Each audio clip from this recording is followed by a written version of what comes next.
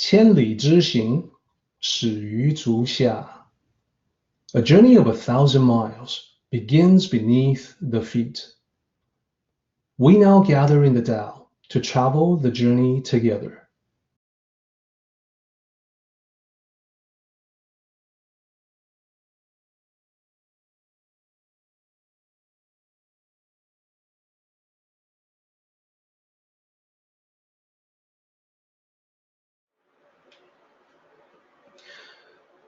So I think everyone remembers that we started out, as usual, with an analysis of the sections.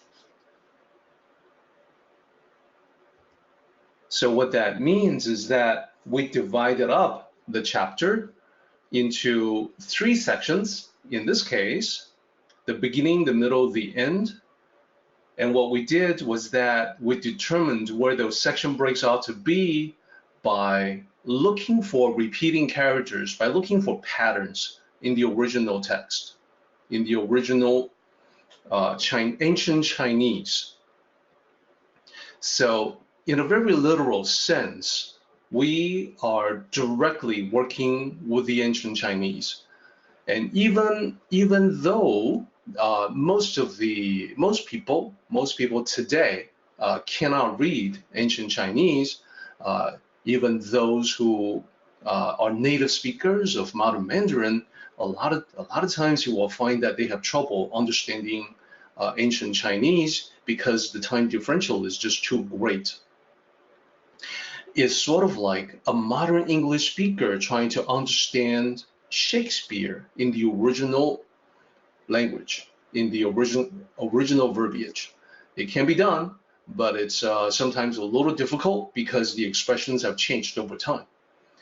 And the Tao Te Ching, in comparison to Shakespeare, is many times older, many times more ancient. So the language differential is even greater.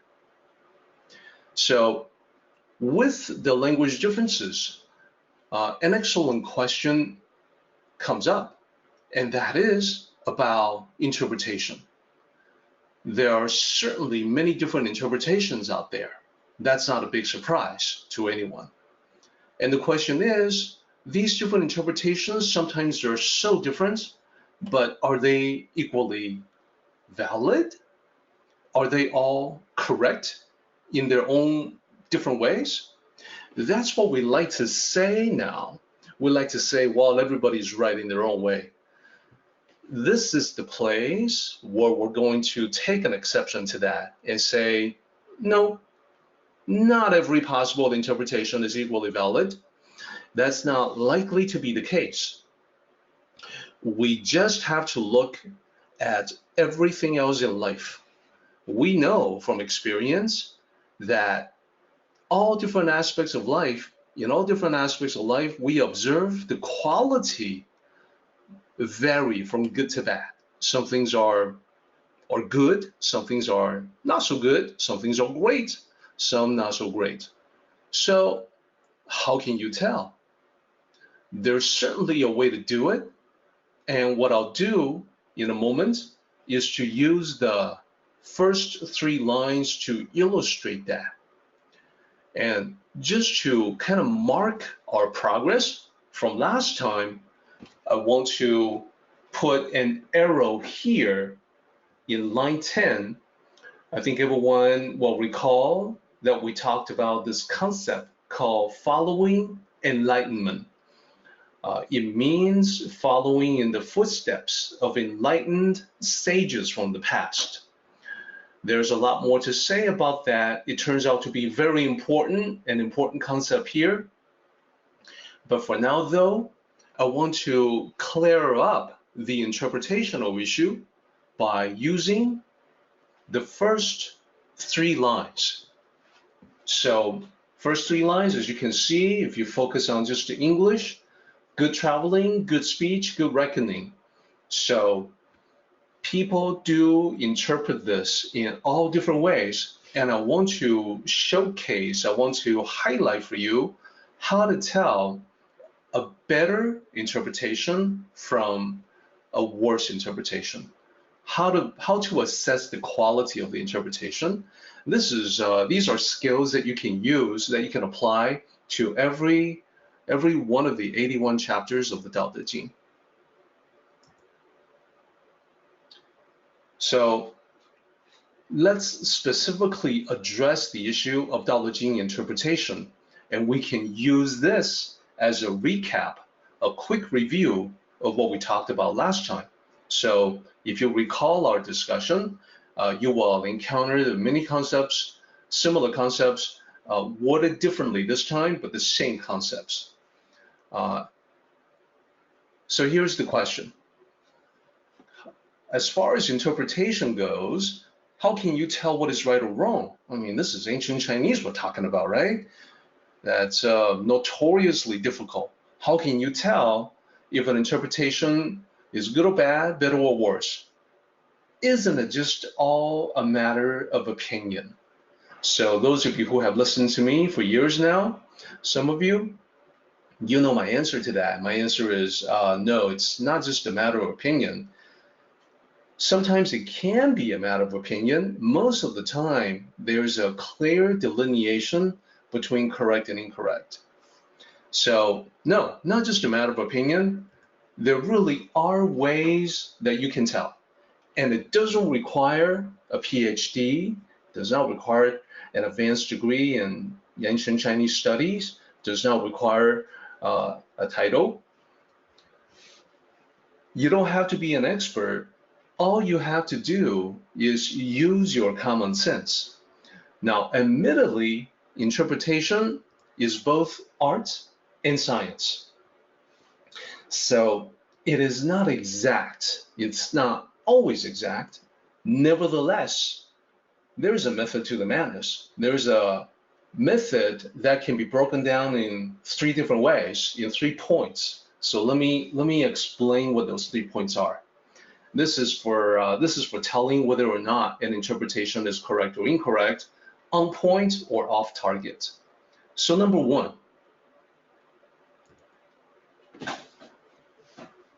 we by now, if you have studied the Tao Te Ching with me for some time, you can tell. I don't need to convince you of this. You can tell that Lao Tzu oftentimes will speak and write in metaphorical ways, that he uses metaphors. So remember, the need for metaphors and visual imagery is essential in ancient Chinese. So back in ancient times, it was a common practice to use these ways, visual imagery that's memorable, these metaphors to help remember. It was essential because, after all, back in those days, people didn't have smartphones, right, to help them remember. They didn't even have paper. This predates the invention of paper. So there's no way for anyone to take notes, to write things down, to help them remember later on. So all they really had, for most people, was the brain. No smartphones? Okay, well, not a problem.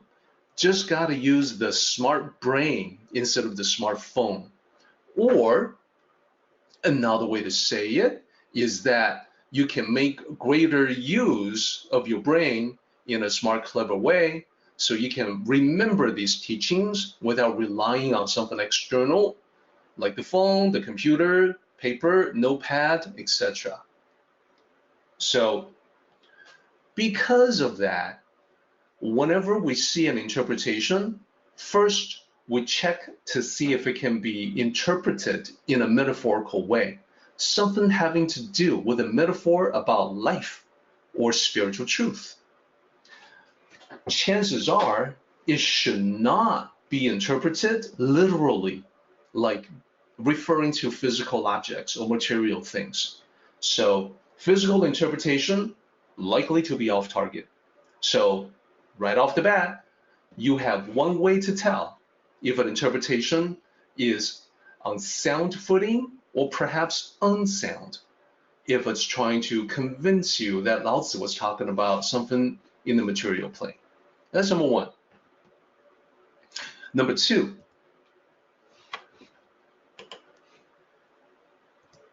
Lao Tzu offers practical advice. Lao Tzu was very pragmatic, was very down to earth. The more you study the Tao Te Ching, the clearer this becomes. So here's what happens.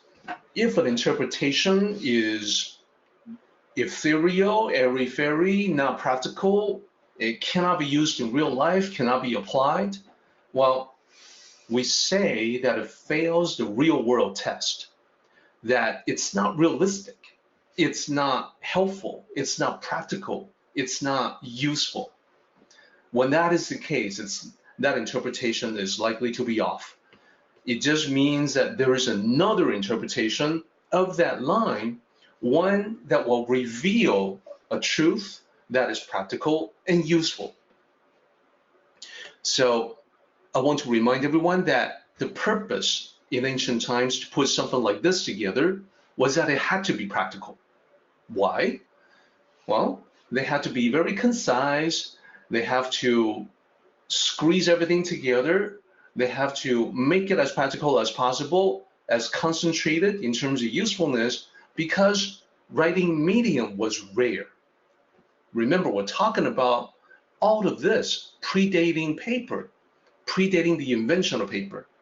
So before paper, what did people write on? Well, silk was one possibility. If you were extremely wealthy or powerful, like a noble, you could afford that. You could afford some silk. But even then, the quantity was limited.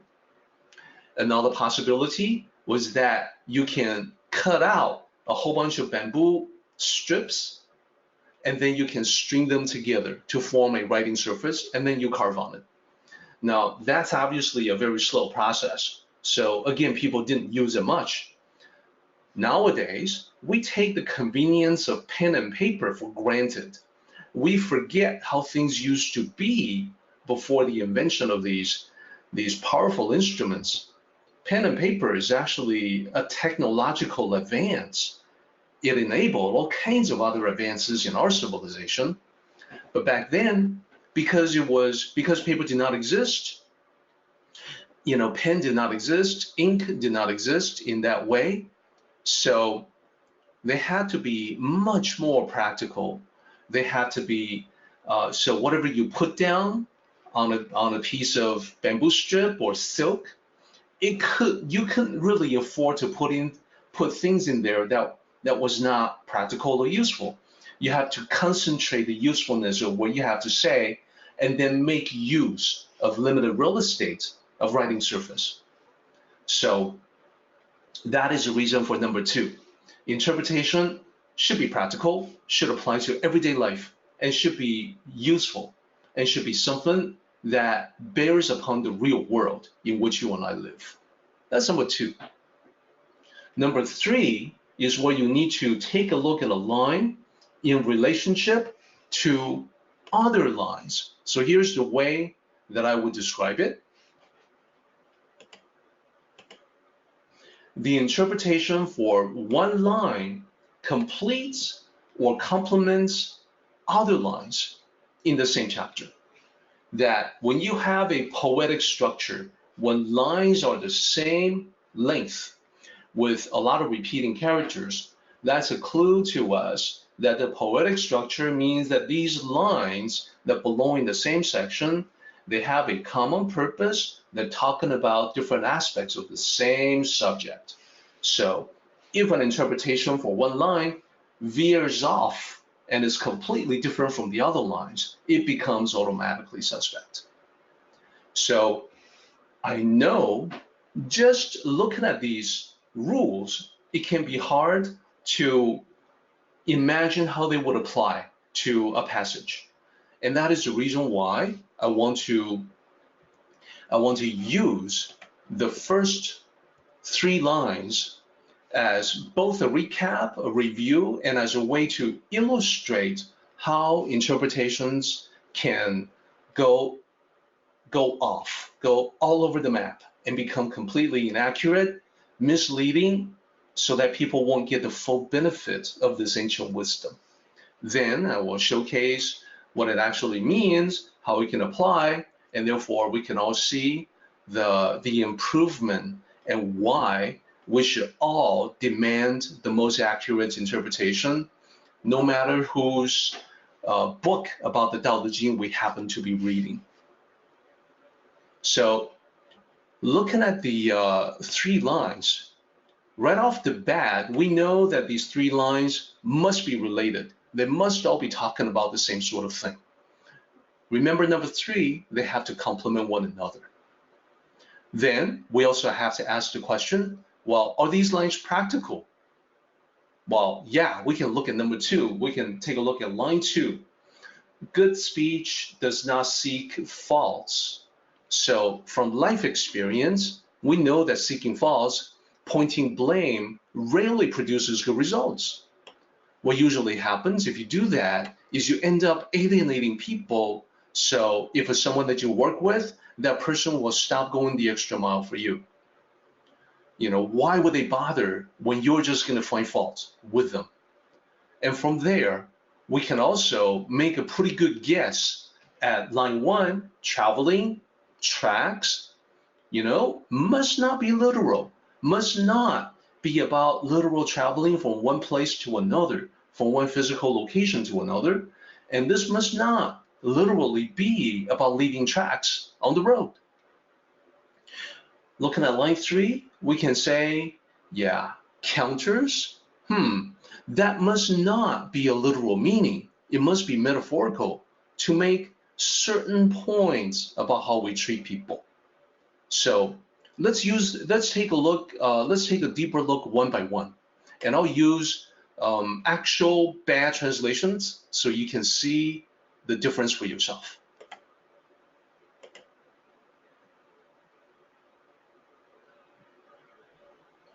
All right, so let's take a look at line 1. Good traveling does not leave tracks. So literally, the original ancient Chinese is good travel without tracks. So let's take a look at one particular translation. That's not a real good interpretation. Here's what it looks like. It says, a good traveler has no fixed plans and is not intent upon arriving. Okay, well, what we know from looking at the original 5 characters is that the original text says absolutely nothing about plans or arriving. So, question, does this interpretation pass the test of practicality? And even before we get to that question, let's ask this.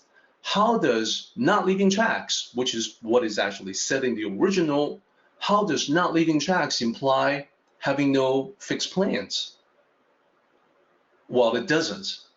Leaving tracks or not leaving tracks and having fixed plans or no fixed plans are 2 completely separate things. And second question, not being intent on arriving, how is that related to leaving tracks? Well, you can leave tracks or not leave tracks and be intent or not intent upon arriving. They're completely separate things. So these terms in the interpretation have nothing to do with leaving tracks.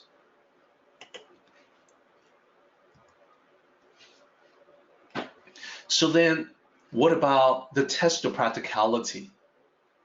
So in a real world situation, if a traveler has no fixed plans, how exactly does that make him or her a good traveler? A traveler without fixed plans is just wandering all over the place. Maybe sometimes coming here, sometimes going there. How is that a good traveler necessarily? And what does that mean anyway? So we know from the previous chapter, 26, that it's important to be thoughtful and prepared. And remember the expression from 26 was to call it heavy, the heavier thoughts, the contemplations. It was much more important to be that way, and the importance far outweighed being impulsive and given to random whims, which in the previous chapter is described as light. So having no fixed plans, this is an idea that's more New Age than the authentic Tao. Therefore, from all that, our conclusion is that the interpretation of going from leaving no tracks to having no fixed plans and not being intent on arriving, it's misleading. Let's be frank, it's a misleading interpretation that has little to no practical value in real life. So, having used the counterexample, let's talk about what it really means.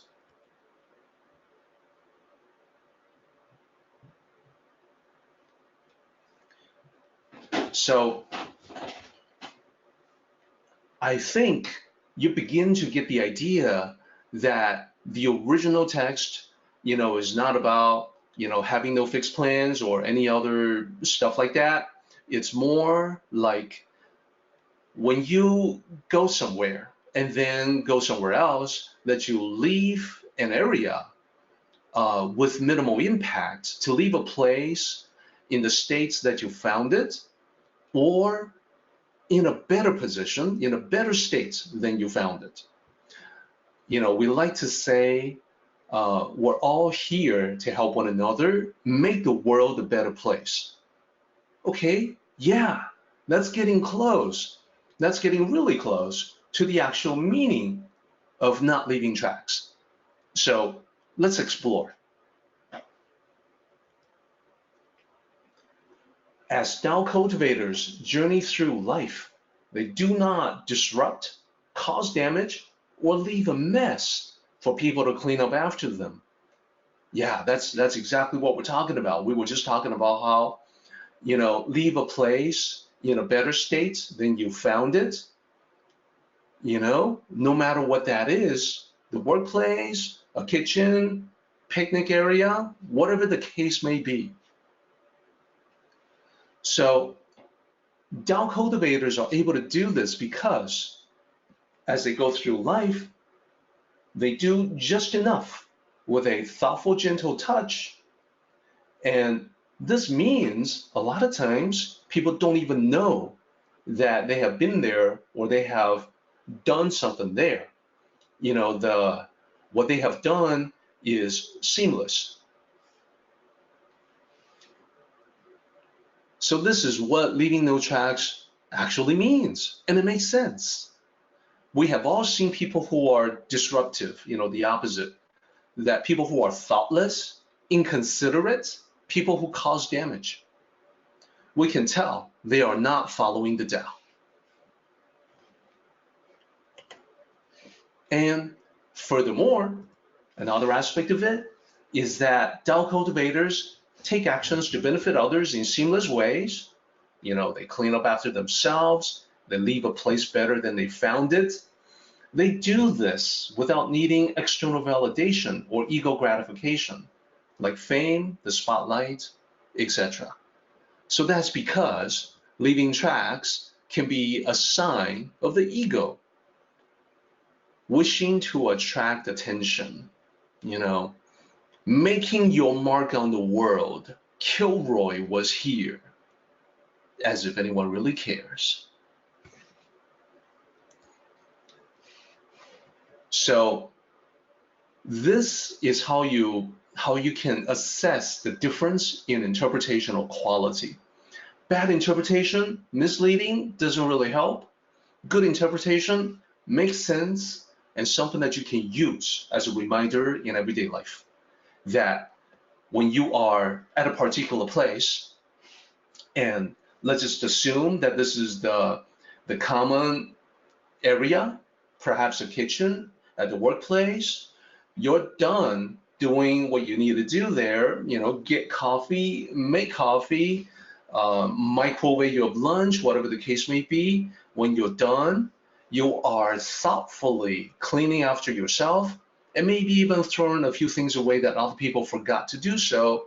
And in that way, you have helped maintain a common area for the people that come after you. So this part is actually important, more important than I'm making it sound. You are making something better for the people who come after you. This applies to the kitchen, and it applies to the world in which we live. We'll come back to this at the very end. For now, let's move on. So, as I mentioned, we're going to be using the first 3 lines as a recap and also as a way to highlight the difference in interpretational quality. So now we're going to do line number 2. Line number 2 says, good speech does not seek faults.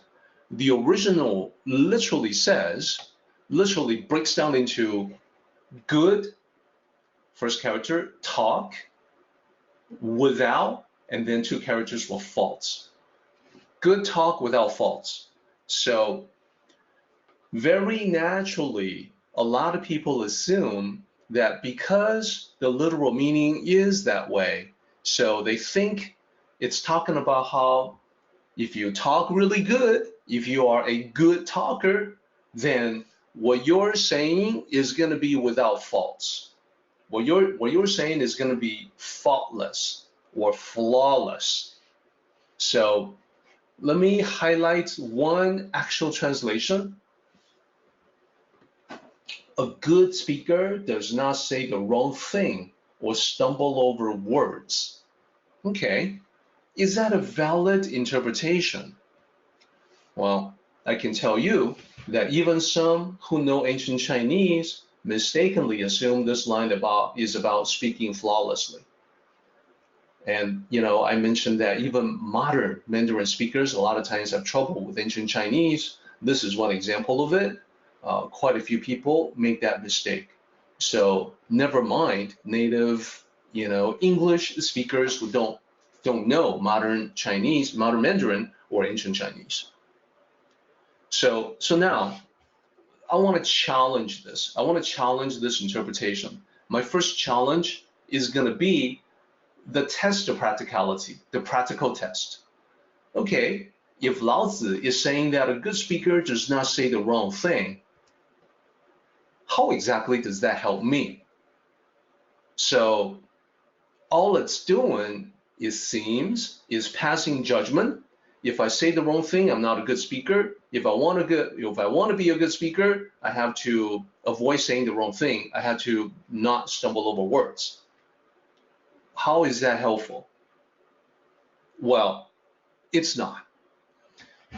The reality is that when you understand the previous line is about how we treat the environments that we come across as we pass through, how we preserve it for the people to come, how we make it better for the people to come. That's the implication of not leaving tracks. So now we can kind of figure out, we can tentatively see that this line must be about how the speaker interacts with other people, how the speaker affects other people, rather than how well the speaker speaks. Okay, so if you are following that train of thought, then, and this is how I this is how I can sum it up right here. Understanding the previous line means you would expect this line to be about how Tao cultivators talk to others, rather than how well they speak, how they interact with other people. So let's talk about what this interpretation should be, what it really means. Just as Tao cultivators use a thoughtful, gentle touch in actions, that's line 1, so too are they gentle in words. Not just gentle in action, but also gentle in words. Lines 1 and 2. So how can they be gentle and thoughtful in words?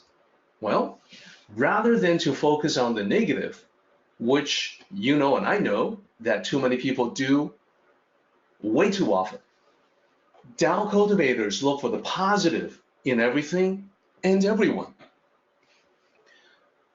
So because of that, rather than to seek faults, they provide encouragement, focusing on the positive.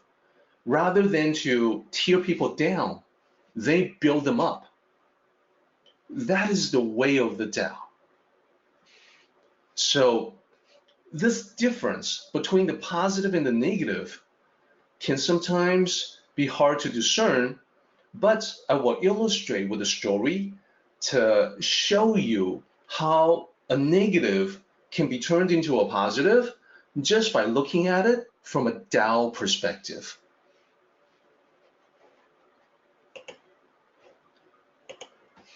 So to do that, I'm going to show you this painting, the peony. So the story, this is the name of the story, the peony, and I'd like to share the story with you. This has not been published anywhere, so it's really a treat for me, and I hope that you will like it too. Here's the story of the peony. Once upon a time, in ancient China, there was a man who greatly admired a famous painter. This painter was famous because he was well known for masterful techniques in painting flowers, particularly the peony. This made him quite popular because the peony in full bloom is a traditional symbol of prosperity in Chinese culture. If you have ever seen the blooming peony, you know exactly what that is about. The blooming peony flower is large, showy, and beautiful. Therefore, it's the perfect symbol for the blooming or flowering of great fortune, great abundance. So I think that makes perfect sense. One day, the man was able to acquire one of the painter's paintings, exactly as you see in the slide. He was ecstatic, and he quickly brought it home to hang on his wall. One of his friends, a scholar, came by to see the painting. As soon as he saw the painting, he exclaimed, "Oh no, this painting is most inauspicious. It's bad luck. I can't believe you are allowing this painting in your house." So the man was surprised and puzzled. What? What are you talking about? What is wrong with my painting? The scholar said, "Well, just look at it. Can you not see that the view is so close to the flower that all four sides of the petals are cut off?"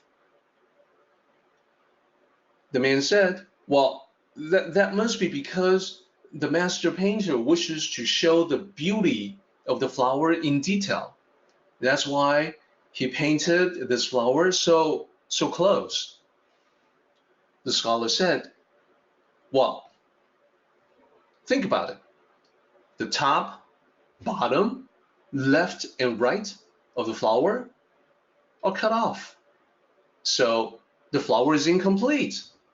Now, you know as well as I do that this flower symbolizes prosperity, right? So this painting means incomplete prosperity. It's a curse." Having said that, the scholar left, leaving the man feeling rather depressed, as you can probably imagine.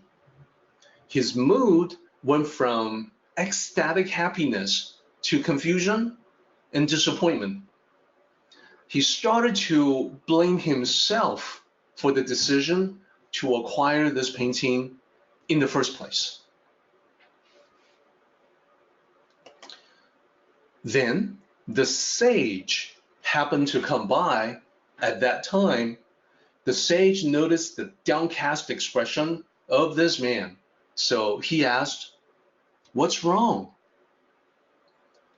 So the man explained to the sage what had just happened. And he said to the sage that he was out of ideas. And he said, Master, what should I do? The sage said, well, you should take a better look at the painting and realize that your friend is mistaken, although I'm sure he means well. The man said, Master, what do you mean? Is it not true that the peony symbolizes prosperity? The sage said, well, yes, of course it does. That's what makes this painting so good for you. So look at all four sides. Look at how the sides are cut off.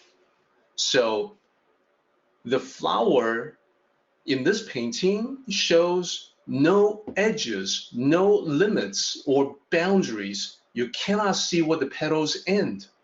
So this painting means boundless, unlimited, endless prosperity. What a great blessing. In an instant, the man's depression evaporated into thin air, and his mood is once again taken over by the ecstatic happiness that he felt upon acquiring the painting.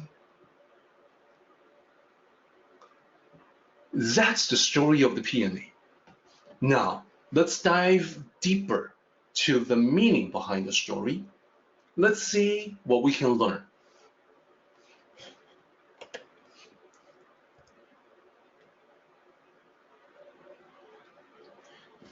The first thing to note is that none of the people, none of the items, the things in the story physically haven't changed. The painting is still the same painting. The owner of the painting is still the same person as he was before, physically. The only change is in his mind. He had a change mentally. He was guided by the sage to look at the painting in a different way. And that caused a change in his mind. So how was the sage able to do this?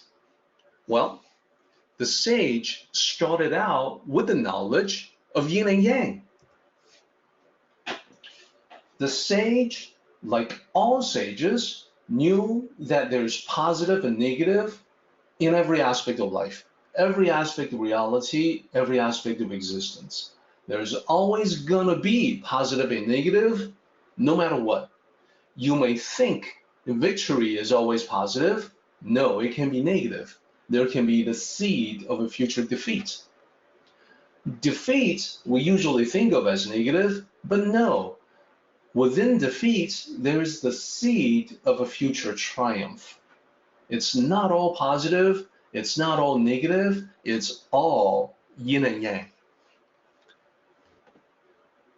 That being the case, sages will look at the whole thing and then mindfully choose the aspect that he wishes to focus on, that he wishes to direct attention to.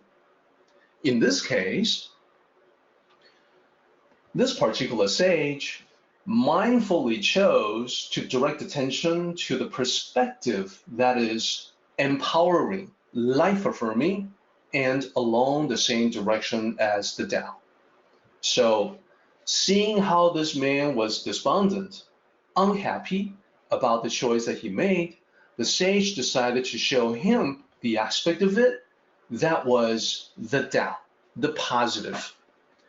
The purpose, as it is with all sages, is to promote the welfare, advancement, and flourishing of humanity as a whole. And last observation, notice that it took only one difference in thought to completely turn around the situation from an unhappy one to a happy one. And originally, as we started, it took only one difference in thought to go from happiness to lack of happiness. So see how easy it can be once you know the Tao. You gain the ability to press that button, push that lever, make the switch at will. Because you know the difference between positive and negative can pivot on a single thought, a single notion, one word, one idea. So in those moments, you really begin to appreciate how powerful the Tao can be. So that is what we all need to do. When we look at, as we go through life, as we handle the various situations that come our way, we want to be mindfully observant. What is going on? What is the situation? So that we're able to change our thoughts accordingly. Change our thoughts in a way that is skillful,善, so that we can cause a change in the condition. So let's use more examples to really bring the point home, and then we'll move on from this point. Let's take a look at parenting as an example. Now, these are all examples to hopefully inspire more creativity in everyone. You know and I know parenting is not easy, but just by opening up your thoughts to the possibility of saying things differently, you can reach out to the switch, the lever, the buttons to pivot from negative to positive. So let's go over some examples. So one thing a parent oftentimes will say to a child, if you don't eat, let's just say broccoli, if you don't eat broccoli, you won't grow tall and strong, or some other food. If you won't eat Wheaties, if you won't eat oatmeal, you won't grow tall and strong. Okay, that's actually the negative formulation. What will be the corresponding positive formulation? You can probably guess. This is easy. It's not meant to be a trick question. If you eat more broccoli, you will grow taller and stronger. Positive formulation, same idea. Same thing, same issue you are addressing and aiming for the same direction to be healthier. So eat more broccoli, eat more Wheaties, eat more oatmeal, whatever the case may be, that the child is resisting. Eat more of that, you will grow taller and stronger. You want to be taller and stronger. So that's the positive formulation. So the other two examples are very similar, and I think you can easily guess how it can go from negative to positive. So I'm just here to introduce the obvious into your frame of mind so that you will remember, and the next negative situation you encounter, you can pivot to the positive. So here's the other example. Parent says to child, stop making a mess, or I will take away your playtime. Negative formulation. So let's switch that to the positive. You can probably figure out how we would do that. Not that difficult. Parent should say to child, hey, keep everything neat and you can have more playtime, okay? So that's more likely to create a positive result. As difficult as parenting is, these strategies added up, practiced consistently over time, can make a significant difference. Last example, parent talking to child with in regards to homework assignment. Why are you making these mistakes in your homework assignment? Don't you know better than that? And, worst of all, why are you being so dumb? Very negative formulation. just by looking at the previous examples, you know what's coming. Parents should say something like, hey, you got quite a few rights. Look at these. Good job on these. And I know you can do even better. Let's work on getting even better, increasing the right answers or the better, higher quality homework assignment. So identify the positive and build from there. Excellent.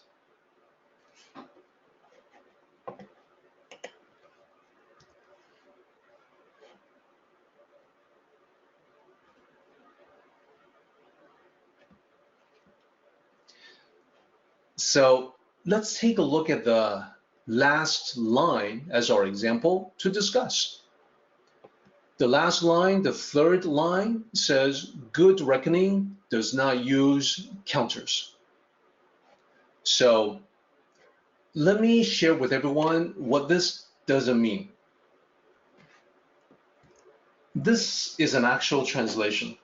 Good accountants don't need to use tools like the abacus to help them count accurately. Yes, it's an actual translation. So is this one. With enough practice, you could do complicated math problems in your head. That's a published translation. Now that you know how to distinguish between good interpretation from bad, the difference should become increasingly obvious to you. So you would be able to tell right off the bat that, well, wait a minute, you are fixated on this being literal, referring to physical objects like the abacus. And does this pass the practical test? You know, what do you mean? Lao Tzu wants us to develop mental math skills. He wants us to develop maybe memory skills. How realistic is that? How many people will actually do that? And the other criteria from the method to judge whether the interpretation is right or not is that this line should have something to do with the other two lines. They're in the same section. They belong in a set together. The other two lines, you know, with the accurate understanding, we know they are about the way that a Tao cultivator would interact with other people. A sage would practice good traveling, not lead tracks. The sage would use good speech to be encouraging and not discouraging. You know, to blame someone, to accuse someone, those would not be the way of the sage. So this here, good reckoning, it should have something to do with how the Tao cultivator interacts with other people. That's how we can complement the other ones. So this right here, doing complicated math in your head, counting with an abacus, those have nothing to do with one's interaction with others. They cannot be the best interpretation. They just can't. So let's talk about what it means. I think we have time to do that, and then we can take a mid-meeting break after this. So starting from the first two lines, we have seen how the Tao cultivator can be gentle and yet effective. And they're gentle and effective in words as well as deeds. Deeds, line 1, actions. Words, line 2, good speech. So when that is the case, when you have someone who is gentle yet effective, very helpful to other people, very considerate and thoughtful, then you can tell this person would have no need to call in favors or keep track of scores. They don't have a need to do that because they've been good and helpful to others. Quite naturally, people will reciprocate by being good and helpful to them. So what would be the need for the Tao cultivator to keep track of scores, to even things up with someone like an enemy, or to call in favors to an ally.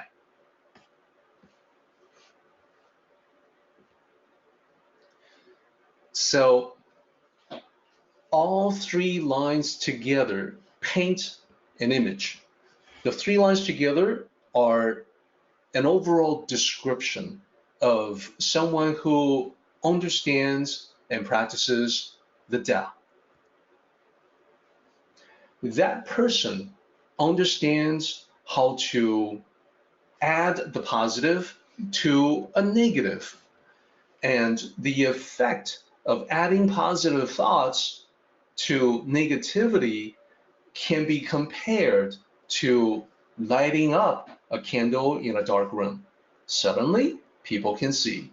It may be a small candle, but it can make a huge difference in that dark room. So those who understand and practice the Tao, who are able to not leave tracks wherever they go, not seek faults when they talk to other people, and not keep track of scores as they become friends with many, well, you can see that these are what we would look to as the good people, the good influence on others, the good people as examples that we can emulate. So a lot of times we talk about emulating water, emulating the virtues of water, emulating the sage, emulating advanced Tao cultivators, emulating the Tao itself, emulating nature.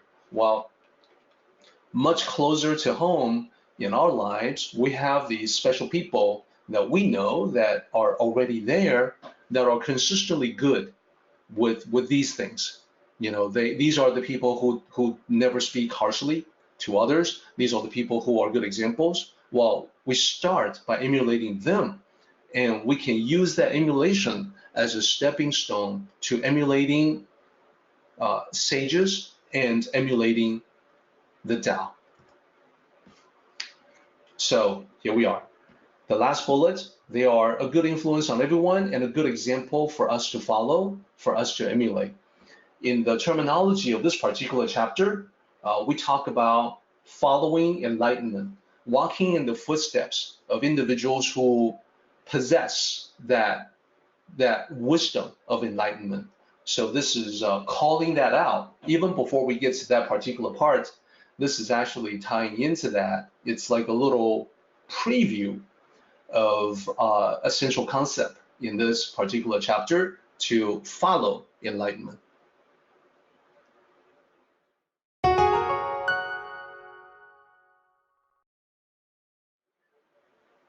So our situation is similar with lines 4 and 5 in that a lot of people working on the Tao Te Ching will interpret them literally, which gives rise to strange results. So for instance, with line 4, you encounter people who say that, well, you can build a door that has no lock and yet people can't open it. Think about that for a moment. You can build a door with no lock and yet no one can open it. That's not a door, guys. Why would that be a good door? So same with line 5. You get people who interpret that as if you practice long enough, you can be so good at tying things down that you can tie them down without anyone being able to untie them. And you don't need ropes to do that. So very strange interpretation. From our previous discussion, I think you remember that these lines are not about actual doors, actual locks, actual ropes, actual knots, but they're really about strong, good relationships. So I'll just show the slides that we went over last time with an emphasis. So when we talked about good closure needs no bar and yet cannot be opened, it's about this healthy relationship, so people don't want to leave. They stick around. And that's because everyone wants to belong to a good team. You can choose to say it in different ways. Everyone wants to be part of a good family. Everyone wants to be part of a good marriage, a good relationship. This is a deeply embedded part of humanity. It's a need that we all have. So when you do find something good, then you will naturally want to keep it going as long as possible. So from the Tao perspective, if you can create good group, positive, strong relationships, then everyone will stick around. You don't have to worry about losing good people. It's the same with the ropes and knots. The ropes signify not physical ropes, but the connection, the emotional connection, the emotional ties and binds that we have with people that we really care about.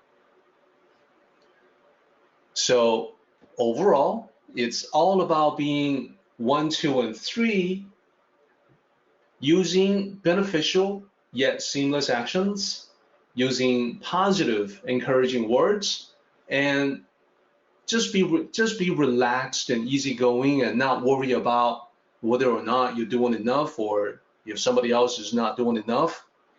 You know, trying to keep track of scores. And the previous 3 lines, 1, 2, and 3, lead to these 2 lines. So the art of living life leads to the art of great relationships. When you live right and when you treat people right, a natural byproduct is the strong, powerful, deep relationships that you build with the people.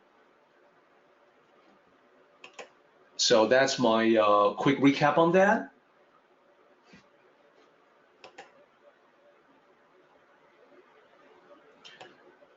Let's move into 6 and 7.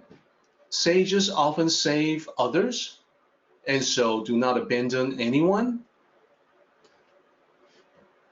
This is explicit about the chapter. This, when you look at 6 and 7, then you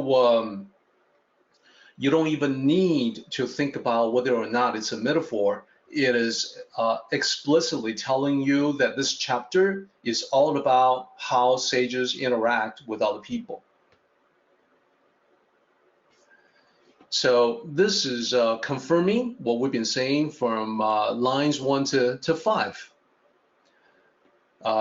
And it's becoming very obvious that, lines 1 and 5, it wasn't about an actual road trip. It wasn't about using an abacus or calculator in modern times. It's not about building an actual lockless door. What is that anyway? Or physically tying things down without ropes. It's not about that. The Tao, as always, is all about people.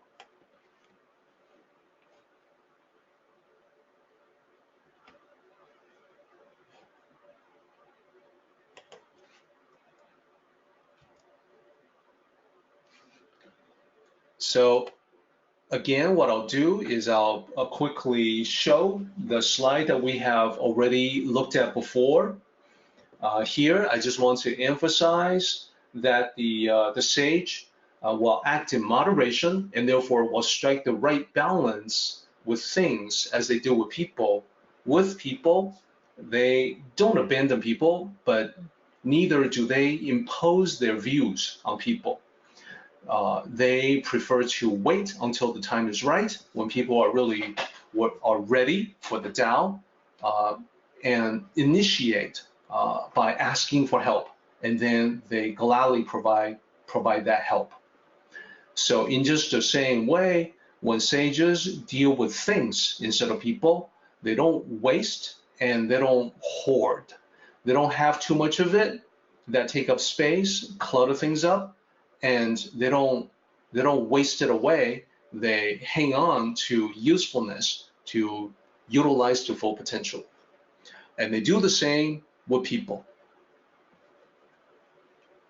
So that's my quick recap on things.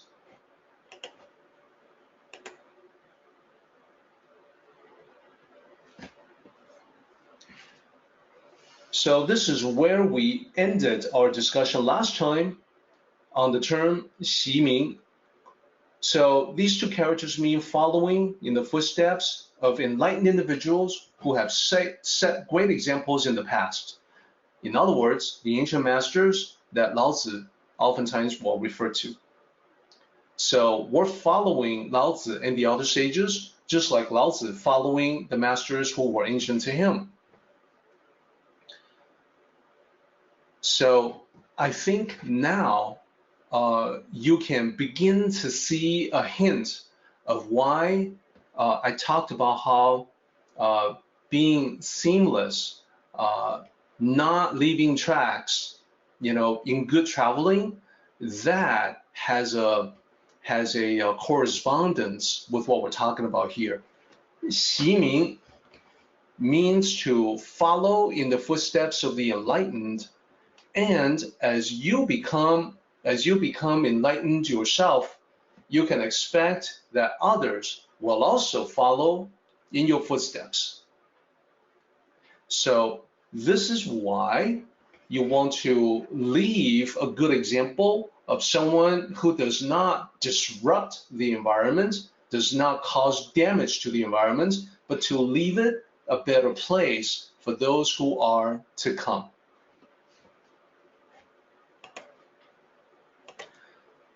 We are now ready to get into the territory that we didn't get to last time, starting with this discussion, kind of a yin and yang discussion about the good person and the bad person.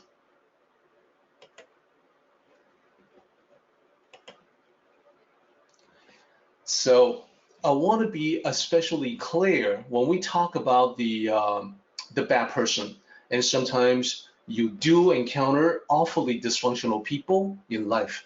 These are the people who will cause many problems for you. And sometimes when they cause problems, perhaps we were at a vulnerable stage in our lives, perhaps as a young child. A young child especially, it's especially tragic because as a child, you don't really have great ways to counter that. So definitely something that we will address, but let's take a look step by step. First of all, in dividing people up into the two camps for the sake of discussion, the ancient masters had this yin and yang complementary approach to enlightenment. So let's talk about these two groups. There is the people who are good or skillful in living life, 善人. They are the teachers that we learn from. Now, the other group are the people who are not so good, not so skillful in living life. They are the people who mess up their lives, often in spectacular fashion, and therefore we would not learn from them the way that we learn from the teachers. So let's zoom in on the teachers first.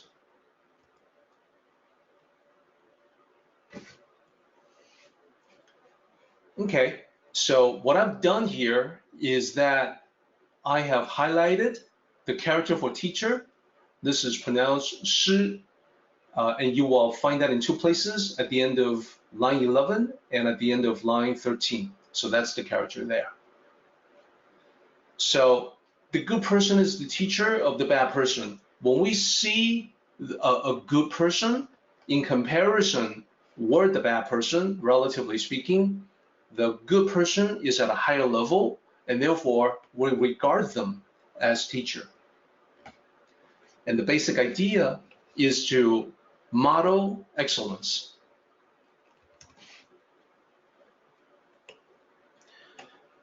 Model excellence, what do I mean by that? Well, let me be very specific. When I say model excellence, what I'm talking about specifically is that the skills of the Tao that one person has mastered, another person can also master. What one human being can do when it comes to the Tao, another human being can also do and get the same results. So the Tao is like that. It's open to all. Anyone can do it.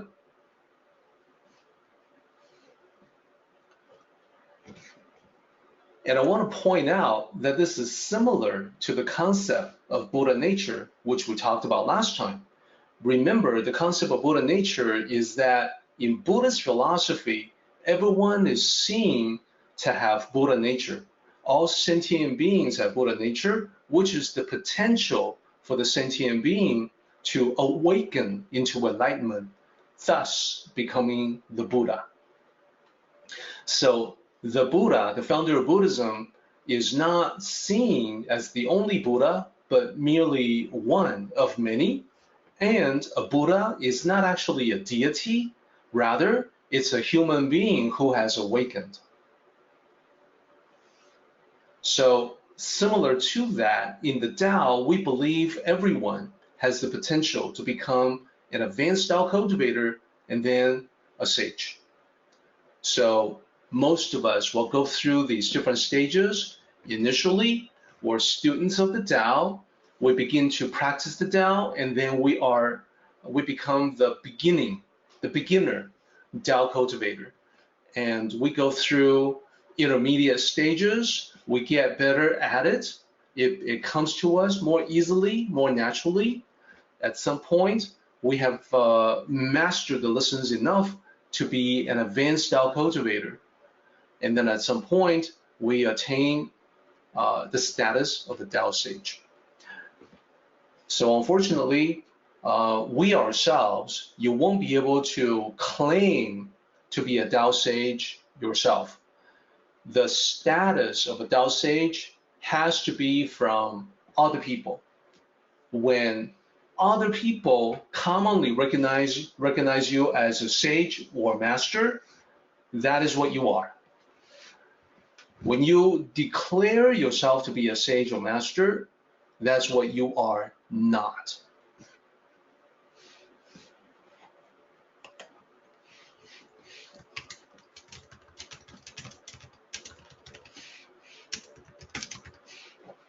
Okay, so let's continue.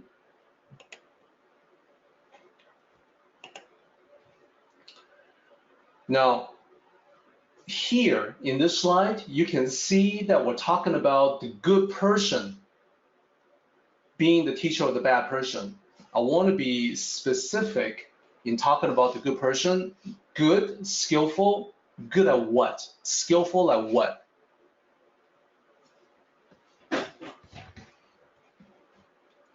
Now, the answer, the surface answer to share with everyone is that here, when we talk about a good person, we're talking about someone who's good with the first 5 lines. Those were the 5 goodnesses.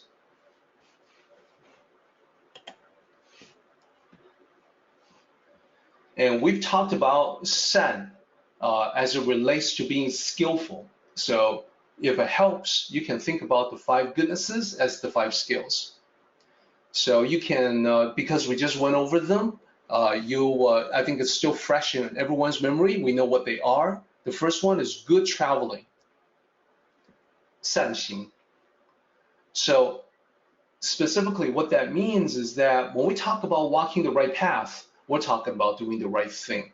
This is all in the context of your life journey, your journey through this lifetime. So leaving no tracks means preserving, even improving the environment for others to come.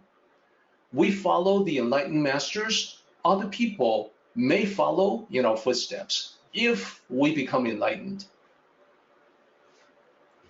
So that's number 1.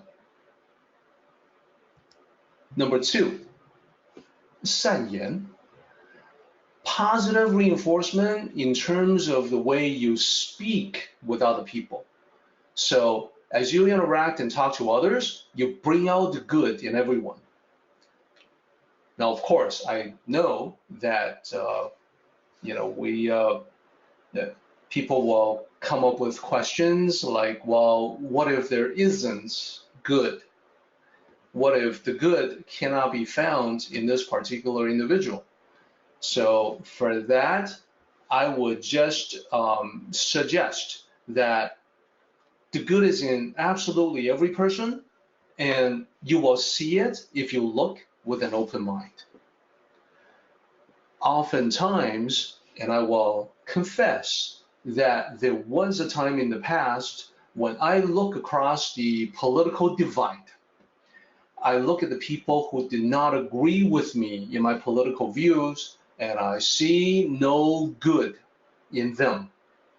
And that's because I did not look upon them with an open mind. If I were to look through the eyes of the Tao, it's a guarantee that I will see good in absolutely everyone.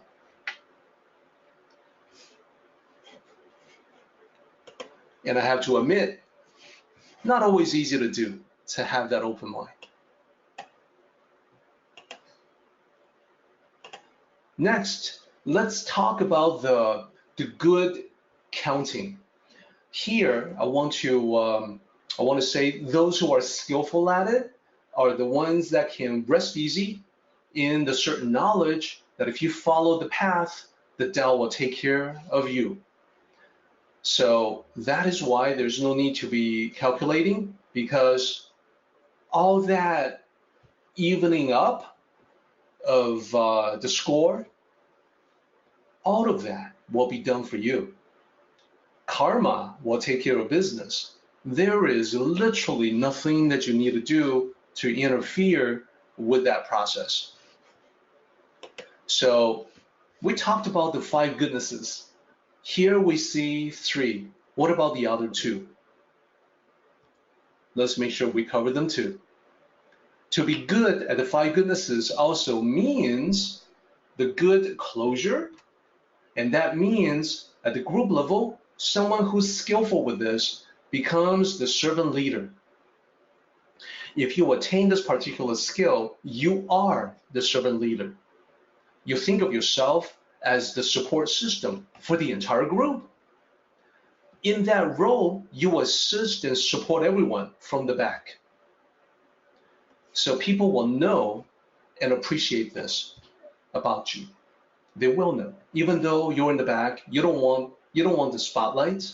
You don't want to show off. People will still know, and because they appreciate it, they may insist on pushing you to the front to lead everybody. When you can do that, you have the beginning of a good group. You have the beginning of a group that nobody wants to leave as if the doors are closed. Best of all, there's no actual lock on the door. People can come and go as they please. They just don't want to leave. That's number 4. Number 5, the good knot, or the good tying up of knots. So this is moving from the group level to the personal level. This is where, if you master this particular skill, you will create, strengthen, and deepen a long-term relationship with the most important individuals in your life, perhaps friends and family. So you want to start doing this simply by being there for them. So the most important individuals in your life, this can vary for everybody. I don't know who that is for you, but if they are truly the most important individuals for you, you can deepen your relationship with them simply by being there for them, being present, and being receptive to hear what they have to say. So these 5 things together, that's what I mean by the good. You know, people who are great in the skill of living life. So let's also take a look at the flip side. What about the people who are not good? So this character, 资, translated as resource, is what I want to highlight next. So this is equally important as the teachers that we learn from, because in practical reality, we don't just learn from people who are great with life and other people. We also learn plenty from those who are not so great. How do we learn from them? Well, not in the same way as seeking lessons from the teachers. We learn from them by observing them. Through observation, we see how they make bad decisions and create problems for themselves. And thus, we become wise to that and decide to refrain from making those bad decisions and creating problems for ourselves. And we can see that for these people, not only do they cause problems for themselves, mess up their own lives, but they also have a negative effect on other people. They cause problems for everyone around them. So that gives even more of a motivation to not do what they do. So these are the bad people, and I want to be very specific. Just as we were with the good people, we want to be specific about how the bad people are bad. Specifically, they are bad with the 5 goodnesses. Not so great with the 5 goodnesses that we talked about from lines 1 to 5. So with good traveling, well, these are the people who leave tracks everywhere, which means they disrupt the peace, they damage the environment, and on the ego side, they're egocentric, they crave attention. And it's never enough. They can never get enough attention. What about good speech, good talking? Well, these people have not mastered that. So the first reaction when anything goes wrong for them is to point the blame, point the finger in accusation at someone or something else. So when you talk to them, it's almost always a complaint about something other than themselves.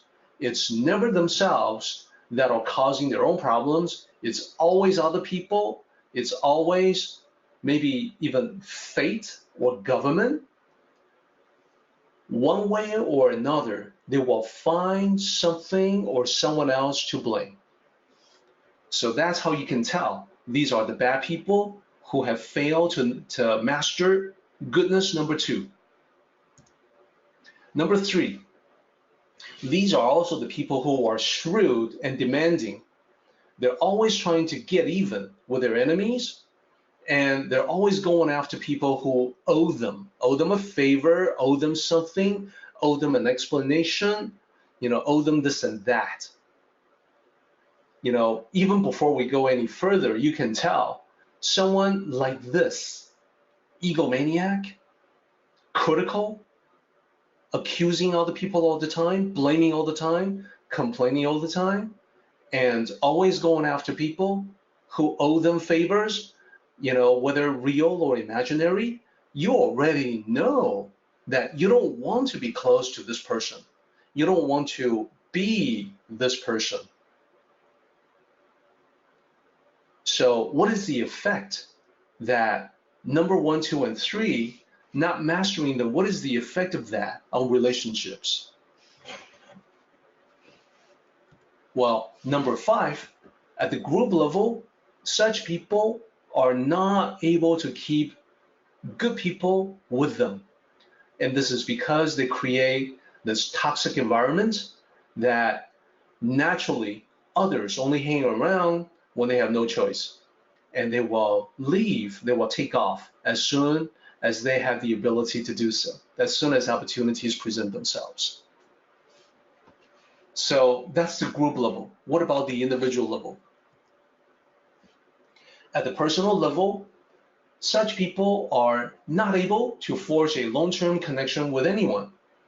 So these are the people with negative traits and a lack of interpersonal skills, and these will make it difficult for even the most accommodating individuals to get close to them.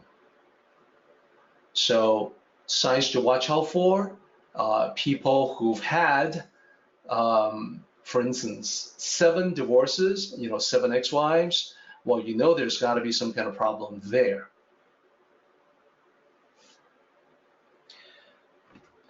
And with number 4, you would also see managers who are so toxic that they have this very high turnover rate. People come and go. It's like a parade. Let's keep it moving. So we are now on line 15. So here we're talking about, line 15 says, although intelligent, they are greatly confused. So this is continuing line 13 and 14, basically says those who do not value their teachers and do not love their resources, although intelligent, they are greatly confused. Let's dig into that. So you can tell that in the Tao, we advocate respect for the teacher. Those are the good people, as well as nurture for the resource, the bad people. Now, this is the Tao approach, but it is not everyone's approach. In fact, most people are not able to do both. Most people are not able to both respect the teacher and nurture the resource or love the resource.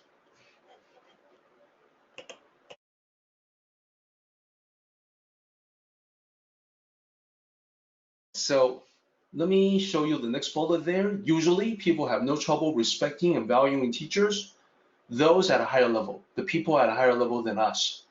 We all have respect for them, we value them.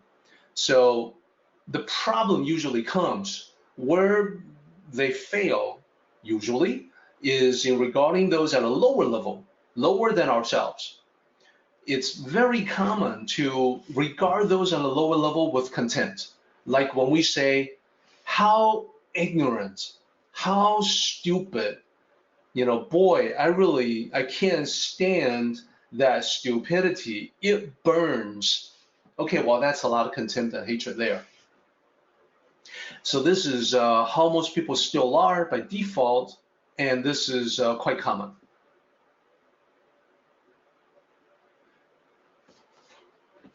You may indeed find yourself in the same position that no problem, respect the teacher, but those at a lower level, so dumb, right? Now, the challenge that I have for everybody is, well, let's be contrarian. Let's examine this more deeply. So the question now is this. This is a question for everybody. Exactly why should we love those who are bad or love those who are unskillful? I want to open this up for everyone. I want to get everybody's thought on this. We definitely have very knowledgeable, very intelligent people in our meeting. So I want to hear what you have to say. Why should we love those who are unskillful, the resources? Lao Tzu says those who don't love the resources, although intelligent, are greatly confused. So in other words, he wants us to treat the unskillful kindly, with love. Why? Why should we do that? Let me pause for a moment, put that question to you, and get your thoughts on it.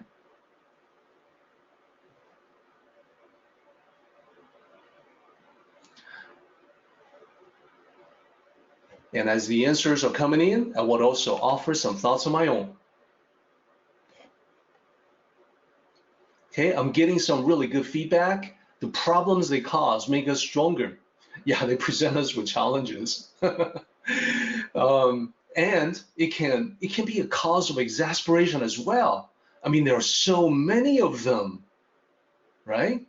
So it's a great point actually, because sages are few and far in between. I mean, we're lucky if we can find one, who we can go to frequently.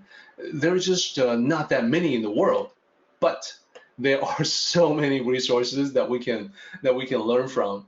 So the wide availability, well, that's appealing. And because those who are unskilled have the potential to become skilled, if we focus on that possibility, we create a space for that potential to happen. Oh yeah, definitely. That's going to be among my answers. And in a similar way, because the unskilled have the potential to become the skillful. Absolutely, that's part of my answer. And because we get to grow, we receive back what we give out. That's right. The nurture that we give to them is reciprocated back to us as goodness. And improving the skills of others contributes to the good of all of us. Fantastic answers, all of these. So we can learn from them, they can learn from us. Yes. In every resource, there's a potential to grow and become the sage. That's exactly what we have just said. And that's absolutely correct. Without the problem, there will be no wisdom to improve. Without the challenge, without the friction, you cannot polish. We are also unskillful, and their lack of skill helps us recognize our own lack. We can learn from them, they can learn from us. So, amen to all of the above. Let me offer some answers in the slide. Well, first of all, these are resources who make a lot of mistakes because they're unskillful in life.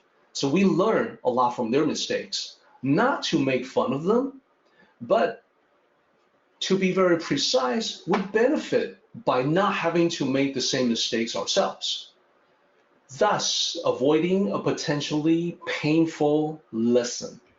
As long as you absorb the lesson, you don't have to do it for real, cause a real problem, and then recover from that. That's number one. Number two, this is also important.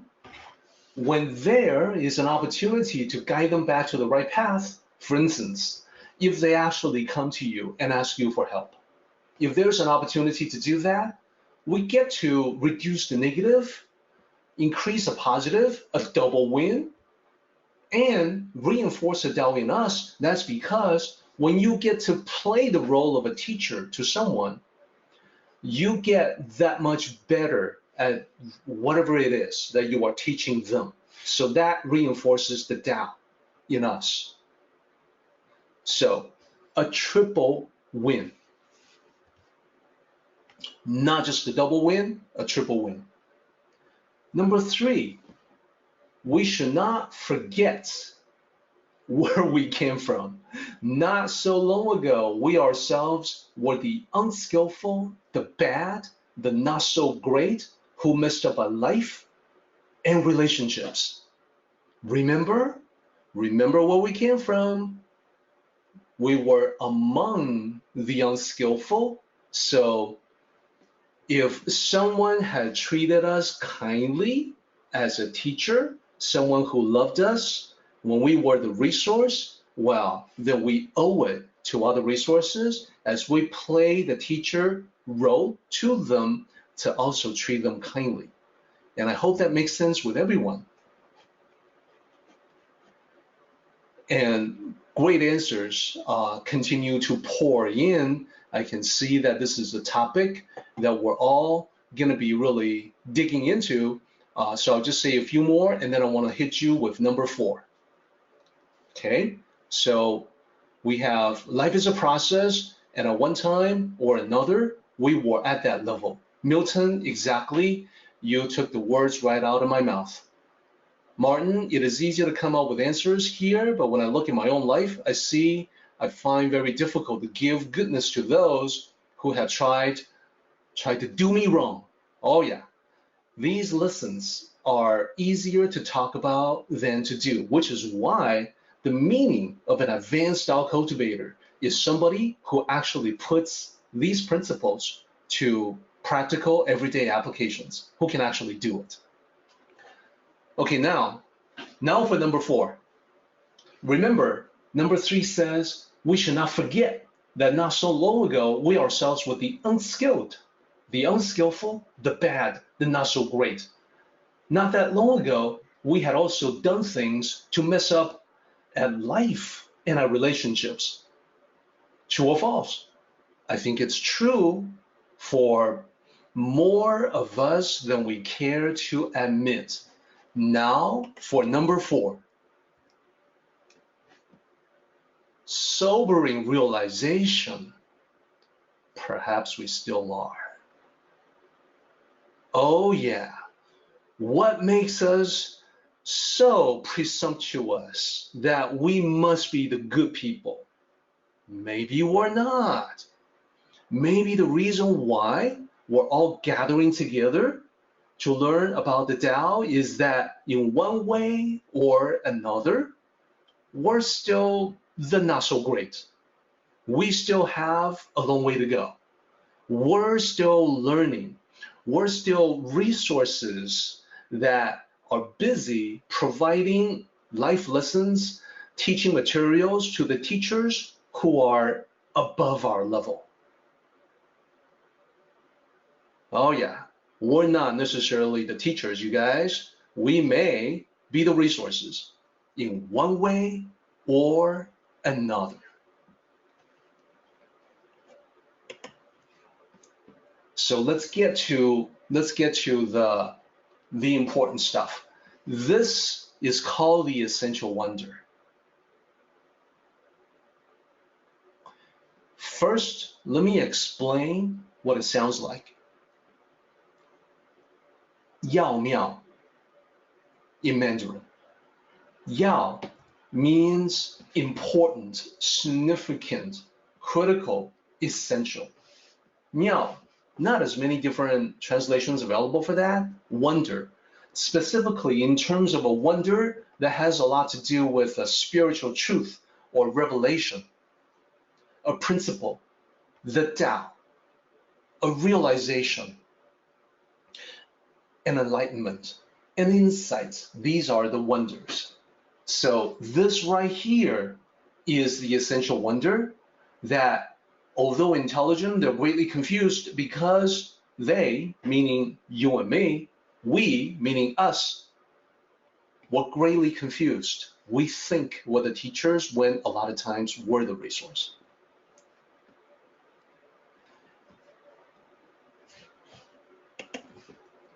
So why is this the very last line? It's because Lao Tzu calls out this view of humanity for emphasis.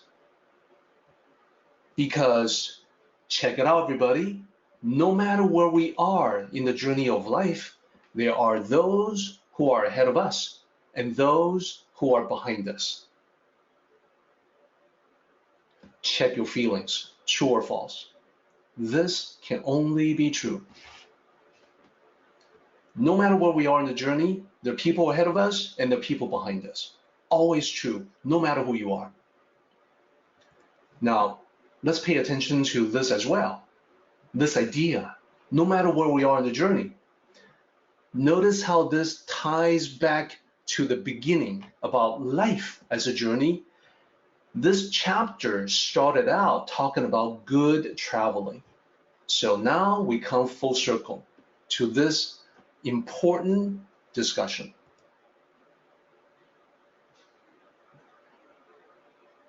Let's make it explicit. I think it's dawning on everyone what we're trying to get at here, but let's make it explicit. To those at a higher level, our teachers, we are the resource. Our mistakes become teaching material to them. To those at a lower level or resources, we are the teacher. Thus, we need to treat them as well as we wish to be treated. We need to treat them with the same kindness that we hope to be treated.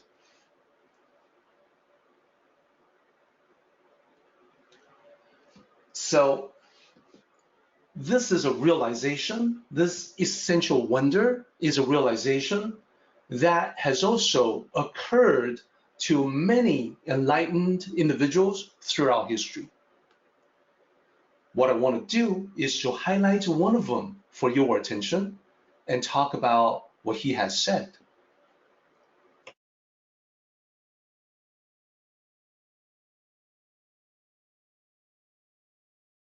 Let me show you this slide. So here I have the slide called the three mirrors. I have an image here. Who is that? This is Taizong. Who is that? Well, this is Emperor Taizong of the Tang Dynasty. And he lived from 598 AD to 649 AD. So he lived just a little bit over 50 years of age. Now, let me tell you first about the Tang Dynasty. Tang Dynasty in Mandarin, Tang Cao, is one of the periods of Chinese history in ancient times with a full flowering of Chinese civilization. Therefore, all subsequent generations of Chinese people will oftentimes refer to themselves as Tang Ren, that they are the inheritor of this mighty legacy of the Tang Dynasty. That was when China was a justifiably high-level center of civilization in the ancient world. Taizong, this particular emperor, was known as one of the great emperors from history. Now, let me also explain that emperors are not created equal. Some were wise, some not so wise. It depends on a lot of different factors. One factor, of course, is personal gifts, talents, intelligence, wisdom. Another factor is who were responsible for their education while growing up. As a prince in an ancient Chinese empire, someone who could one day inherit the throne as the emperor, the prince will grow up under the tutoring of great scholars who were also the ministers and advisors in the imperial court. So these were personal tutors, personal teachers who taught the princes growing up what the Tao meant, how it should be. They would become familiar with ancient literature. They would become very literate themselves. And they would oftentimes speak in the form of poetry, because they were so highly refined.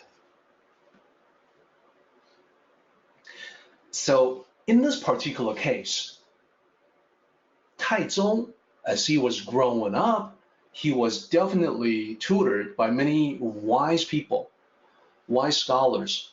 And as he assumed the throne, he was advised by many of these people that had seen him grow up.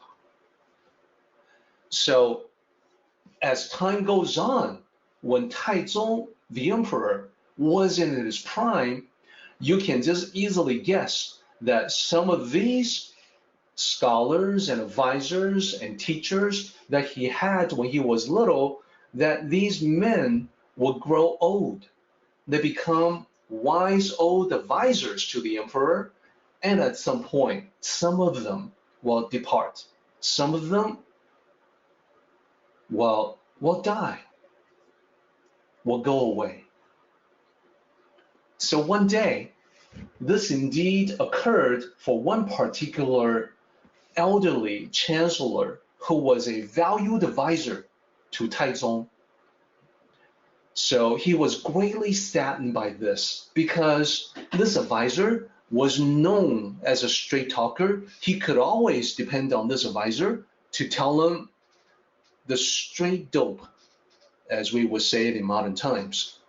But back in those days, he could depend on this advisor to tell him exactly how things were without glossing over anything, without making some things look better than they actually were, without BS is what we're talking about.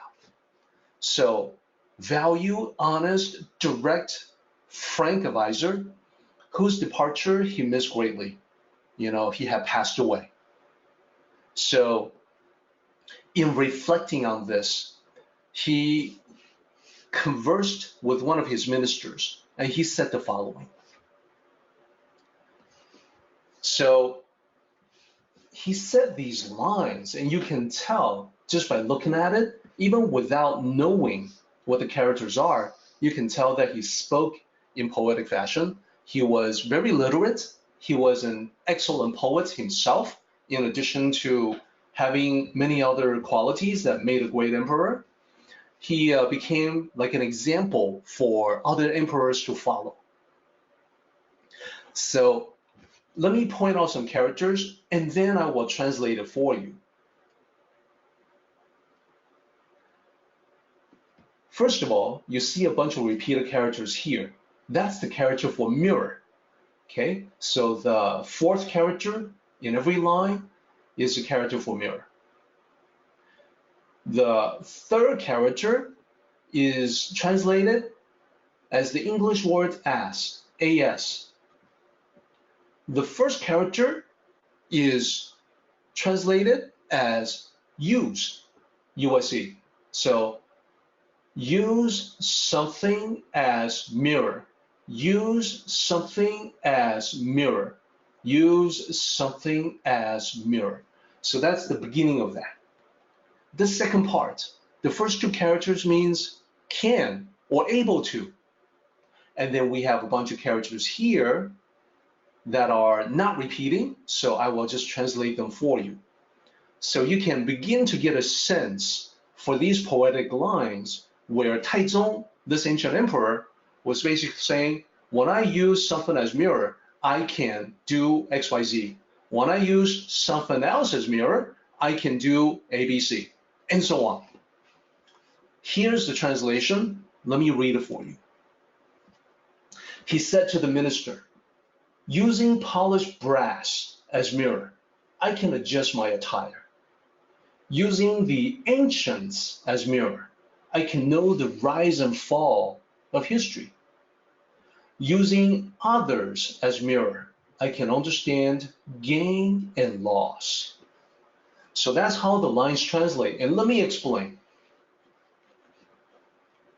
In the translation here, some words are added to it that did not exist. So for instance, he only said using brass as mirror. Polished brass is for clarification. So back in those ancient times, they did not have the technology for mirrors as we know them today. So they had to use polished brass, which when truly polished was actually a decent mirror. So he would use that mirror on a daily basis to check his appearance. He would stand in front of it and make sure that there's nothing loose. Exactly the same way that we would with the mirror ourselves.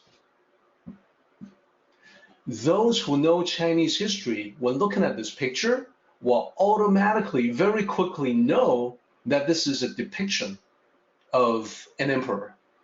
How will we know that? Well, there are quite a few hints. He has this robe that's yellow. So traditionally, Huang Pao, the yellow robe, is signifying the position of the ruler, the emperor. Then Embroidered on the yellow robe is the dragon. That is also signifying the emperor. The emperor is the dragon. So he checks his appearance using brass as a mirror, using the mirrors that's all around the palace, so he can adjust his hat, his robe, make sure nothing is amiss. Then he goes off of there and then uses the metaphor of using the ancients as a mirror. That means using history. That teaches him the rise and fall of ancient empires, so he can learn from that, learn from history to not repeat the mistakes of the ancients. Then he learns from人, other people, as mirror. So to understand gain and loss, what he means there specifically is in regards to spirituality and insights.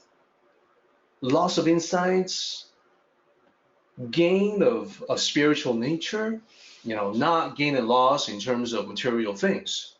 So what he's saying is that, what he said to the minister was that, you see, I have 3 mirrors that I treasure, that I cherish. I have the mirror that I use to adjust my appearance.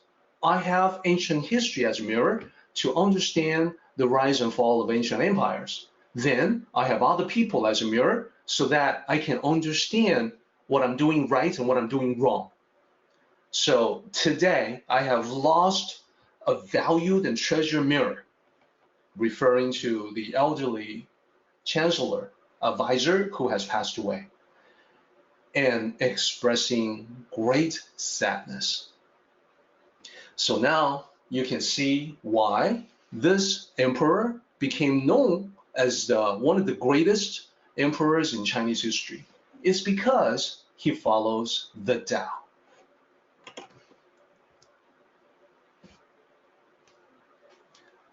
So everybody, here's the ultimate bottom line at the end of the day. We are all in the same boat, in the same voyage. In Buddhist terminology, we're in the same boat. We're sailing for the opposite shore. We're sailing through the Kuhai, the ocean of bitterness. But let's stick to the Tao terminology. We're all in this journey together. We're on the same road. We're making the journey together. We follow those who are ahead of us. Ximing, following their footsteps. Those who are enlightened, they know the way. They point to the way. We follow them. At the same time, we turn around to see those behind us, and we're beckoning to them. Like, come on, guys, this way. This is the path. Follow me. And here's the point. Here's the essential wonder. We're all in it together. We're all travel companions. So the way we help one another, the way that others have helped us, and the way we in turn help other people, that is the essential wonder of existence. So everybody, we are now at the very end of this chapter with a fitting conclusion. We don't have time to do the paraphrase today. That's okay. We can do that next time. For now, what I would like to do in the time that we have remaining is to jump to the summary and go over, as a reminder for everyone in the weeks to come, I want to go over the 5 goodnesses. So as you would expect, we start with good traveling. I want to reiterate this. Remember, we're all in this journey of life together. You and me. Everybody in this meeting. Number 2, good speech. Here's the other thing to remember. Right words at the right time can make a huge difference. So I want everyone to be positive and encouraging as you go about your day. Rather than complaints, rather than accusations, recrimination, blame, think about the good you can bring out of yourself and the good that you can bring out from other people. Number 3, good reckoning. No need to keep track of scores. No need to keep count. Why? Well, we can't outdo karma. You and I are not gonna outdo karma. So we may as well relax. We don't need to kill ourselves trying to keep track of scores. Those who are not good in the art of living life, they will do that all the time. We don't have to do that. Number 4, does anyone recall what that is? It's the door, the good closure of a door that people can't open even though there's no lock. It's not an actual door to build, as we mentioned. We got to get that interpretation right. It's about this emotional door that no one wants to open up and then leave the group that you have created. So here's the 1-sentence summary of that. Make your group so good that no one will ever leave. And when I say leave, I mean leave in the emotional sense of being distant.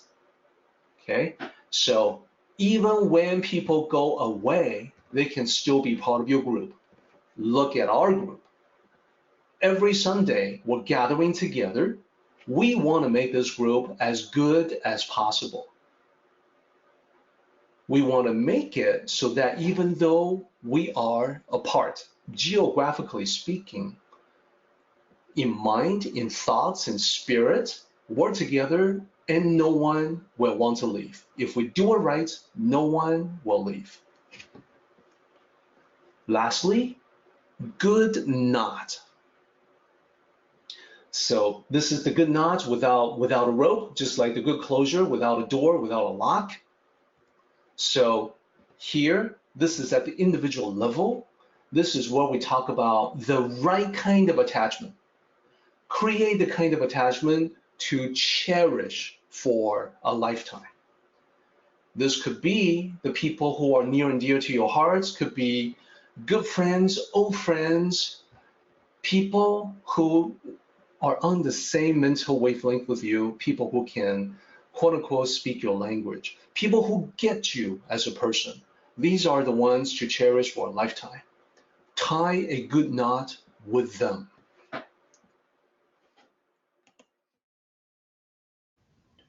Our meeting has come to an end, but the journey continues on. Let us travel safely. Until next time, may the Tao fill you with peace and happiness.